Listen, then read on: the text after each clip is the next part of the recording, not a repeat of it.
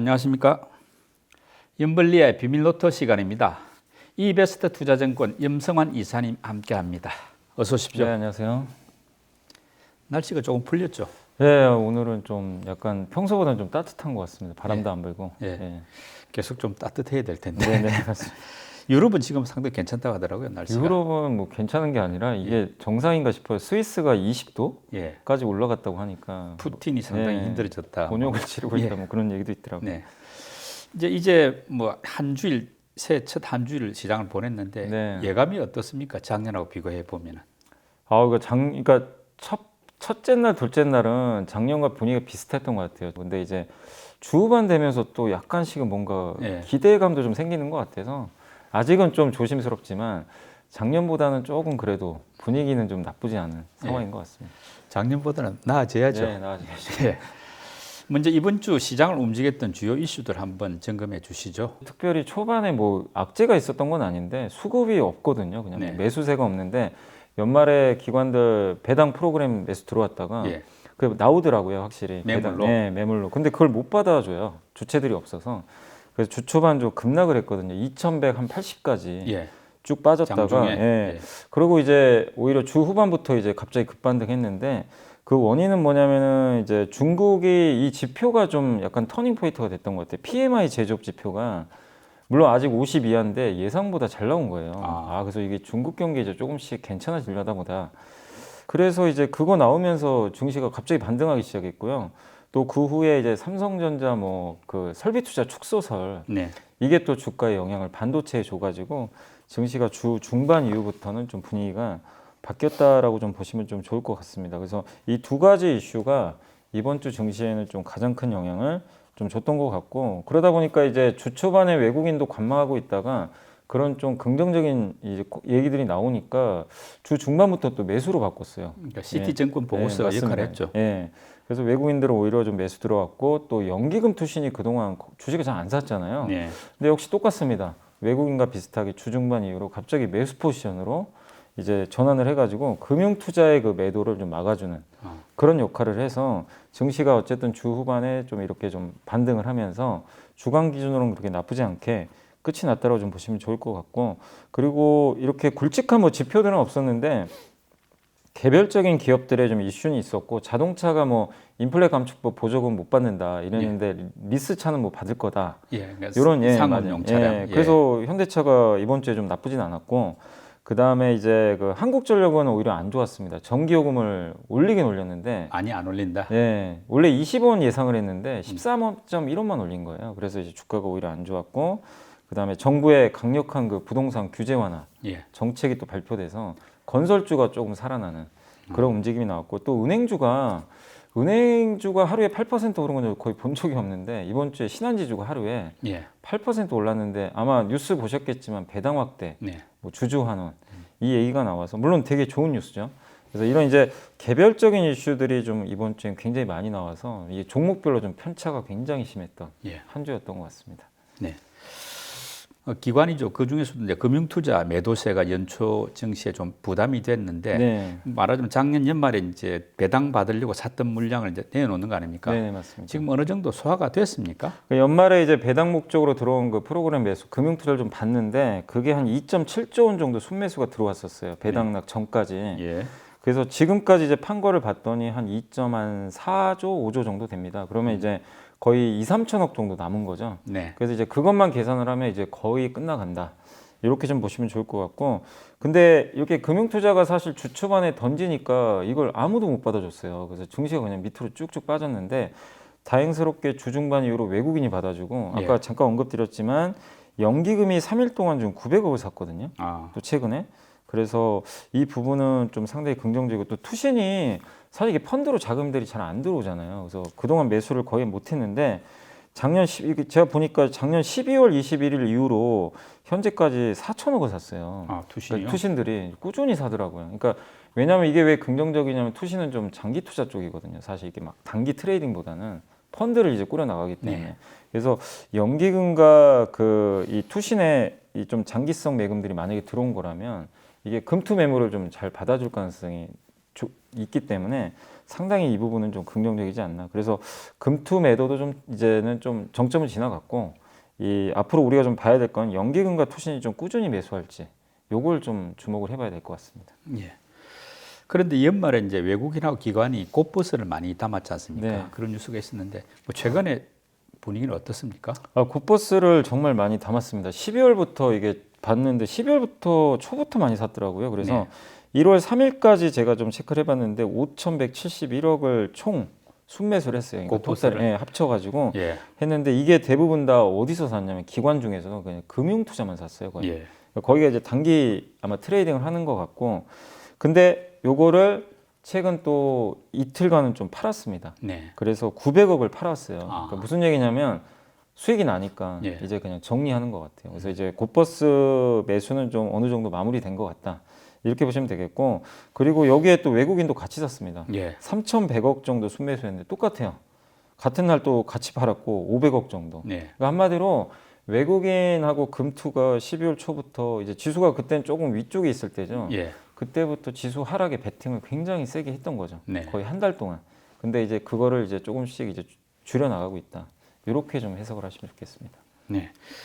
그리고 요즘에 보면은 뭐 중국 리오퍼닝주를 중심으로 공매도가 다시 늘고 있다 이런 이야기 있던데 지금 최근에 공매도 상황 어떻습니까? 원래 보통 연초에 공매도가 늘긴 늡니다. 왜냐하면 연말 배당 앞두고는 원래 좀 다시 돌려주거든요. 이제 원 주인들한테.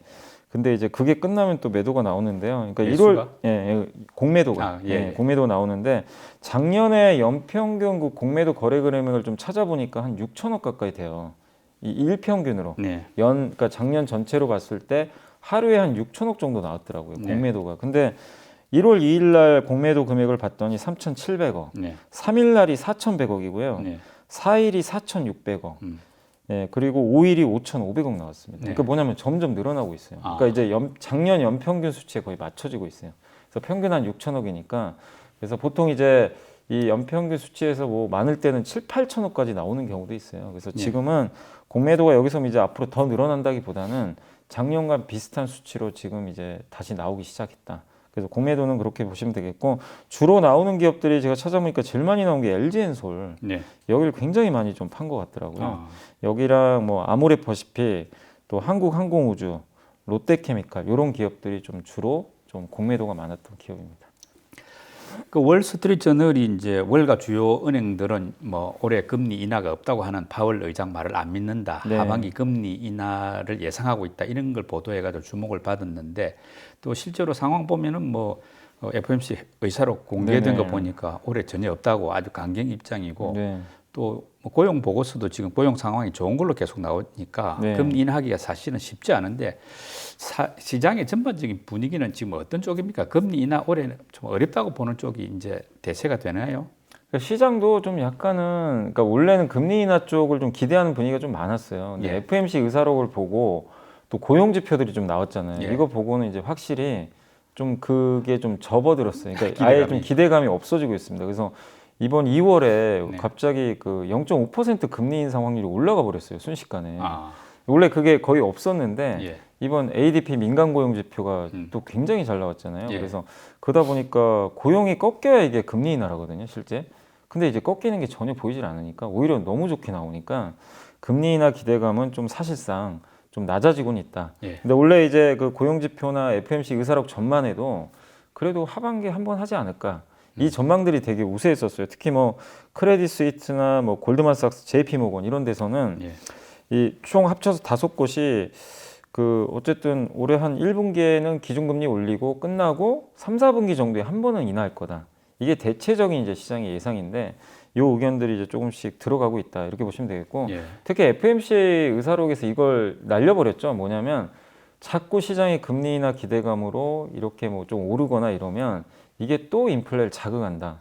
그렇기 때문에 우리는 계속해서 금리 인하를 지금 할 수 없다라고 그 명시가 돼 있더라고요. 그러니까 금리 인하를 할 수 없는 목적은 물가가 낮아진다고 해도 또 뭔가가 기대감이 생기면 물가가 또 올라갈 수 있다고 보는 것 같아요. 그러니까 기대 심리를 계속 차단하고 싶은 것 같아요. 그러면 주가 오르면 사실 안 되거든요.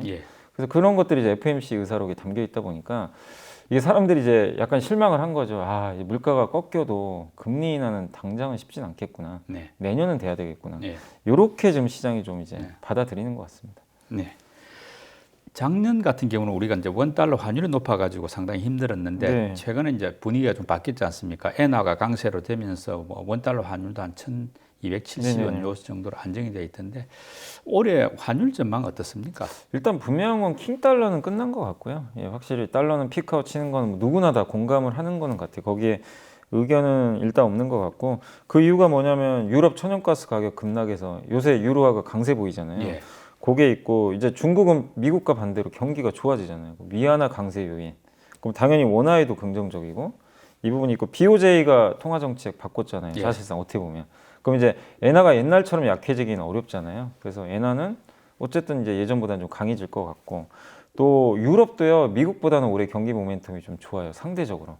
작년엔 반대였잖아요. 워낙 안 좋았으니까. 예. 그러니까 달러가 강한 이유가 다 그런 것 때문인데 그럼 달러가 올해는 강세 보이기가 예. 쉽진 않은 거죠. 거기다 이제 우리나라만의 이슈가 이거는 빠르면 3월인데 그 저번에 한번 말씀드렸지만 세계 국채지수 편입 가능성 높다. 예, 예. 우리가 지금 관찰 대상국 들어가 있잖아요. 네.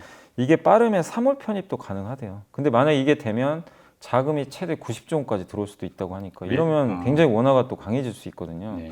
그래서 이게 좀 우리나라만의 변수는 하나 좀 남아 있다. 그래서 달러 강세가 좀 이루어지기는 좀 쉽지 않은 환경인 것 같습니다. 확실히. 말하자면 이제 원달러 환율에서 원화가 강세로 될 가능성이 네, 높은 거 아닙니까? 맞습니다. 그럼 이제 외국인들 입장에서는 지금 돈을 이제 한국에 들어오면은 투자를 하면은 환차익도 노릴 수 있는데 네. 지금 보면 외국인 매수세 같은 경우가 좀 안 좋다가 이제 수요일 네네. 4일 정도부터 조금 나아지더라고요.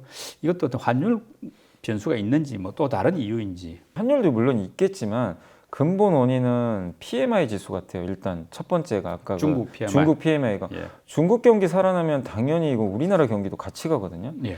같이 가면서 그럼 이거는 워낙 또 강세 요인이 돼요. 그럼 지금 사도 원달러 환율이 떨어지면 또 환차익도 노릴 수 있는 거잖아요. 예. 그러니까 그게 있는 것 같고 또 두 번째가 최근에 또 지수가 많이 빠졌잖아요. 네. 또 다시 저가 매수할 수 있는 요인이 생겼고 세 번째가 삼성전자 기대감이 다시 생겨버렸죠. 이거 삼성전자마저 감산하는 거 아닐까? 아. 그러면 여기서 외국인이 봤을 때 베팅해도 나쁘지 않겠다. 그러니까 이 세 가지 요인이 겹쳐가지고 외국인들이 이틀간, 그러니까 최근에 보니까 한 이틀 동안 7,600억을 샀더라고요. 예. 근데 사실 그 중에 두 개 업종은 집중 샀어요. 네. 전기전자하고 금융업종. 아. 근데 금융업종은 그 신한지주, 예. 주주환원 아. 이것도 좀 일부 들어간 것 같고 그래서 어쨌든 외국인들은 여러 가지 요인들을 좀 섞어서 지금 좀 한국 주식 사는 건 나쁘지 않겠다. 그 요인들이 좀 복합적으로 섞여 있는 것 같습니다. 네. 예, 이번 주 외국인 기관 개인들 매수 종목하고 또 상승한 업종도 한번 살펴봐 주시죠. 네, 먼저 이번 주 이제 외국인들이 가장 많이 매수한 주식 10종목을 순서대로 한번 살펴보겠습니다.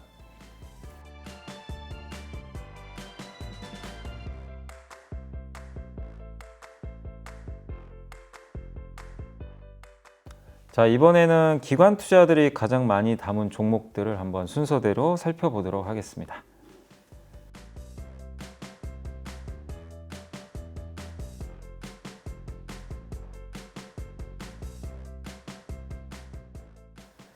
자, 그리고 이번에는 이제 개인 투자자분들이 이번 주에 가장 많이 매수한 10종목 살펴보겠습니다.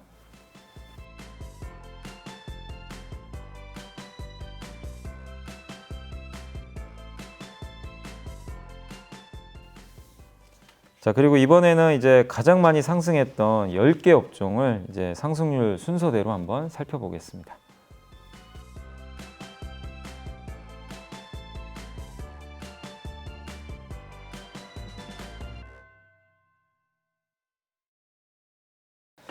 이 상승한 업종들 가운데서 강세 흐름이 좀 당분간 더 이어질 수도 있겠다 이렇게 보는 분야는 어떤 쪽입니까? 저는 3개 정도는 좀 이어질 것 같아요. MLCC, 반도체, 은행.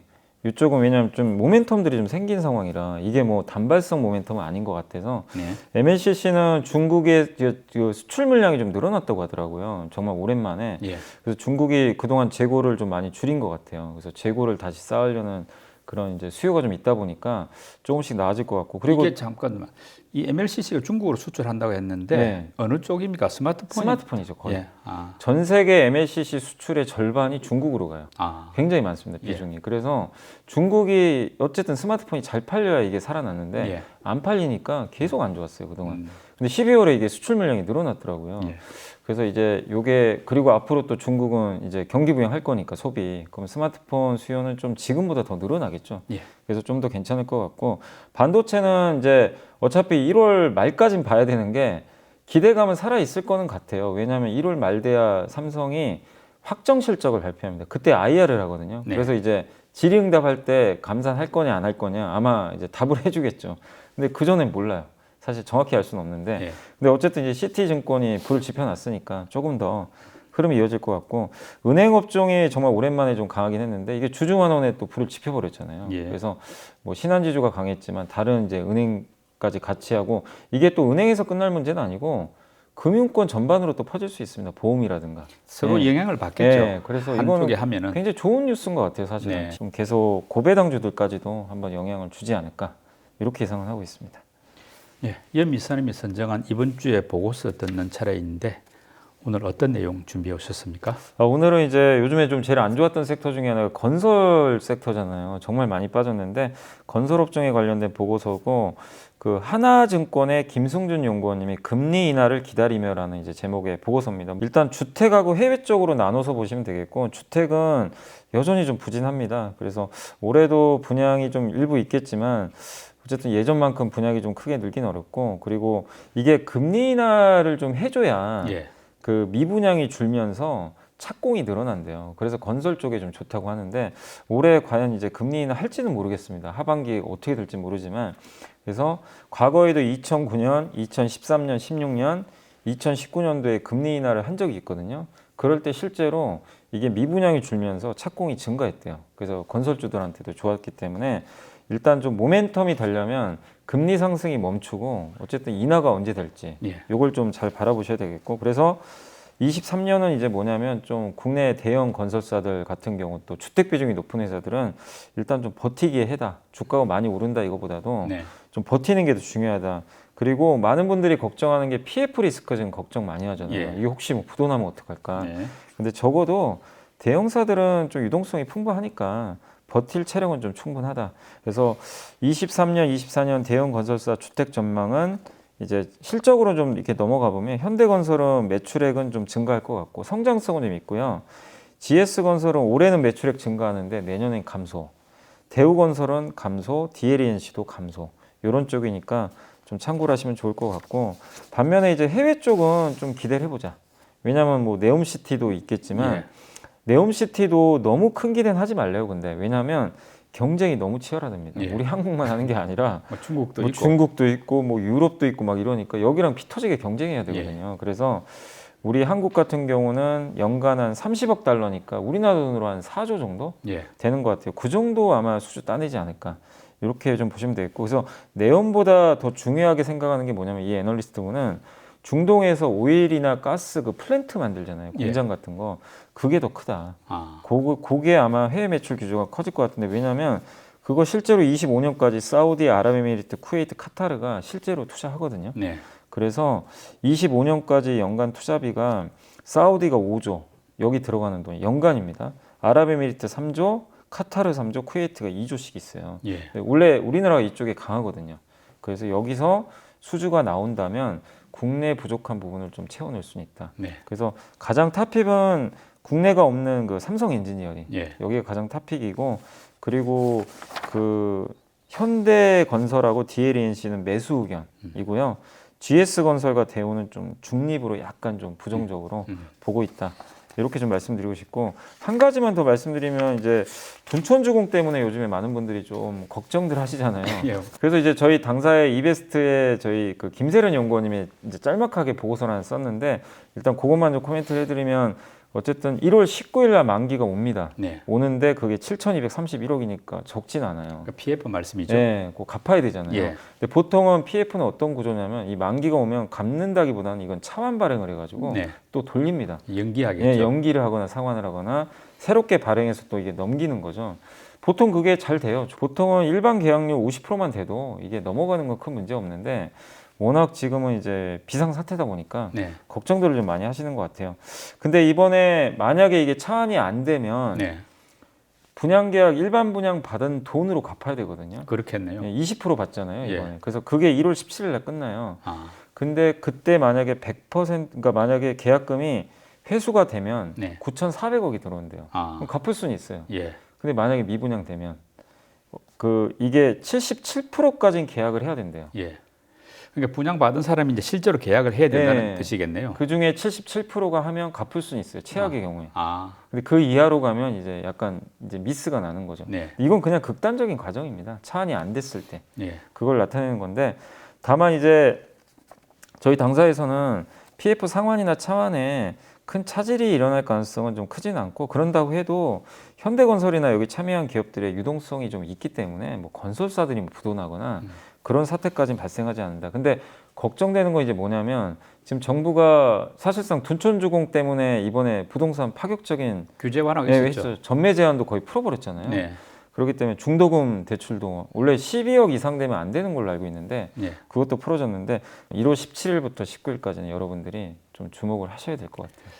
둔촌 주공이 이제 잘 넘어가느냐 또 문제가 되느냐에 네. 따라서 어떤 뭐 전반적인 건설과 또 우리 자금 시장 전체로도 영향이 있을 있을 수밖에 수 없죠. 있겠네요. 예, 그래서 이게 왜냐하면 회사채 시장도 영향을 주니까 네. 굉장히 좀 이게 건설로만 끝날 문제는 아니니까 1월 17일 날 일반 계약이 끝나고요.